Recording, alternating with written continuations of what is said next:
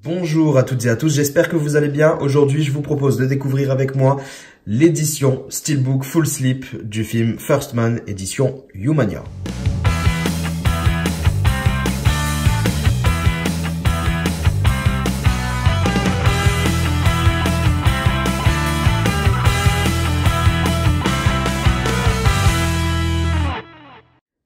Donc je vous l'avais dit dans ma vidéo de présentation du Steelbook français que ce film avait été une réelle claque pour moi.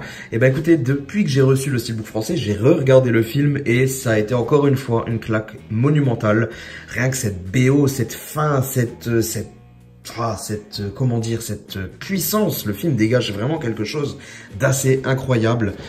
Même si voilà, je peux comprendre que un certain nombre de personnes se sont vraiment embêtées devant ce film parce que c'est vrai que j'ai regardé ma montre au moment où réellement ça décolle et ça c'était au bout d'1h30, donc ça fait quand même un sacré temps. Moi je trouve pas qu'il y ait de lenteur dans ce film, je trouve que tout sert à la narration et tout sert à la construction et à l'impact psychologique et la compréhension psychologique du personnage. Mais voilà, je peux comprendre qu'il y ait des personnes qui n'accrochent pas parce que voilà, moi, je sais qu'une grosse raison pour laquelle j'ai aimé et que j'aime même l'heure et demie où il se passe beaucoup moins de choses, c'est parce que je suis passionné d'astronomie, donc ça aide. Mais voilà, moi j'ai vraiment surkiffé. J'ai vu que pas mal de personnes aussi ont beaucoup surkiffé, on en a parlé un petit peu dans les commentaires déjà de l'édition française. En attendant, écoutez, à peine quand j'étais sorti du cinéma, je m'étais dit c'est bon, celui-ci, il me faut un magnifique steelbook. Donc déjà j'avais l'édition française, quand on a vu les visuels, je me suis dit ça va être très très bien. Mais en plus de ça, quand Humania nous ont montré les fourreaux qu'ils allaient nous proposer, écoutez, j'ai dit c'est pas grave, je fonce, quitte à avoir un doublon et avoir 2 steelbooks pour ce film, et c'est pas grave. Regardez, moi j'ai pris cette édition donc qui est le même steelbook qui sort partout dans le monde, complètement différent du steelbook français, mais je trouve qu'il est également très réussi. On va le découvrir ensemble, mais déjà on va faire un petit tour niveau caractéristiques et niveau des fourreaux, etc.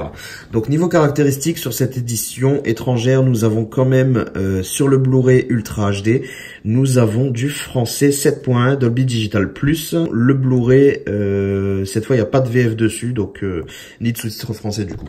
Mais bon, c'est pas grave, j'ai l'édition française 4K, donc ça ira très très bien pour ça. Et puis voilà. Ensuite, on va faire le tour du fourreau avant de découvrir le steelbook ensemble. Hop, regardez-moi cette beauté. Et là, j'avais hésité quand j'ai chopé ce steelbook parce que mine de rien, ça faisait remettre 50 €, alors que je savais que j'allais recevoir un très beau steelbook français déjà à une trentaine d'euros. J'ai hésité un instant, mais après voilà, je me suis dit c'est pas grave. T'as vraiment surkiffé ce film, ça arrive assez rarement que t'aies envie d'avoir autant de steelbook d'un film. C'est pas grave. Je vais avoir un doublon et je ne regrette pas du tout parce que rien que pour ce fourreau qui est juste grandiose. Juste grandiose. Regardez-moi ce visuel déjà, qui reprend l'affiche du film, une des affiches du film, que je voulais retrouver sur le steelbook. Et à défaut de l'avoir sur le steelbook, je la retrouve sur un fourreau. Donc ça, c'est très très bien. Et regardez-moi ce travail qui a été fait sur celui-là. Oh là là là là. C'est vraiment, vraiment somptueux. Regardez ça. On a un gros plan simplement sur Ryan Gosling et son casque avec le soleil qui passe justement dans la visière de son casque. Et c'est là qu'est toute la beauté. En fait, on a tous les reflets dorés derrière. Mais en plus de ça, on a la visière qui a été traitée avec un traitement holofoil. Donc, on a toutes les couleurs de l'arc-en-ciel qui se reflètent dedans. Ça rend super bien.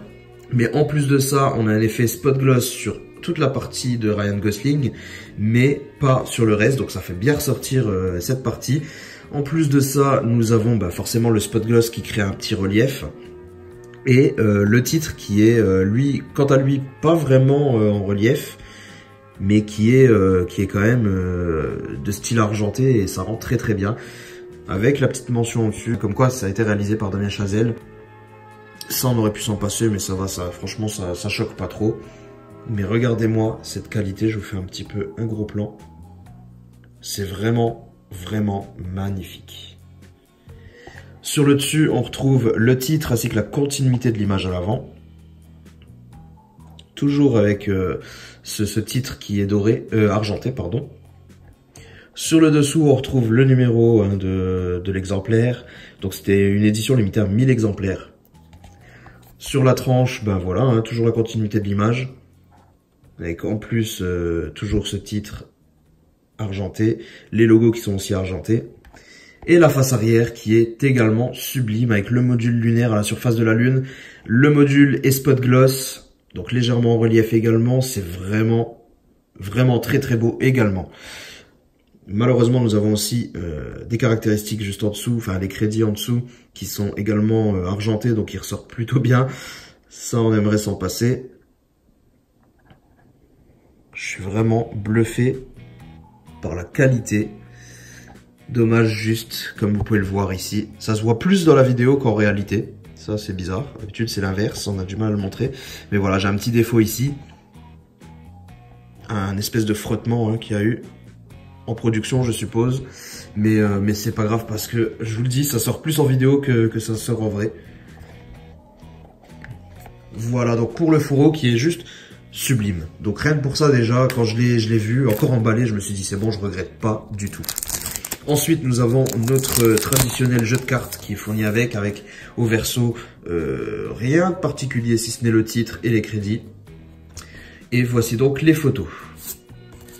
Elles ne sont pas brillantes, mais bien entendu de très bonne qualité. Même les photos sombres.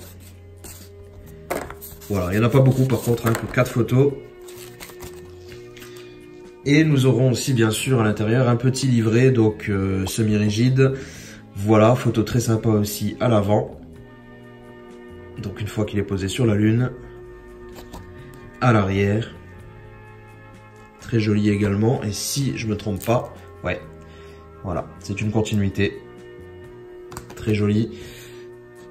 Et à l'intérieur, on va retrouver des photos, un peu de texte non traduit.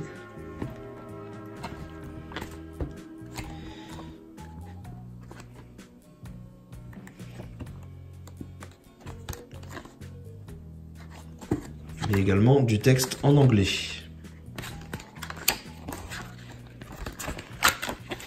Pas mal avec ce petit logo de la NASA derrière le texte. Ouais, vraiment cool. Et on va maintenant découvrir les disques juste avant le steelbook. Donc les disques, voici le 4K qui est à l'intérieur. Et le Blu-ray standard, donc la même série graphique sur l'édition française. Rien de particulier à montrer. Le steelbook maintenant, regardez-moi cette beauté, parce que oui, je trouve également que ce steelbook est ultra réussi, donc je suis vraiment content finalement d'avoir opté pour les deux versions, parce que je l'aime autant celui-ci que le français. En plus celui-ci j'ai aucun défaut, forcément ça vient pas de la Fnac.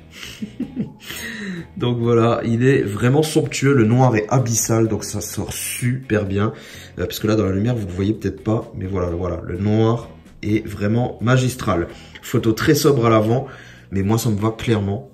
Ça reflète très bien l'esprit du film, ce moment dans le film est vraiment grandiose, donc j'en suis très content.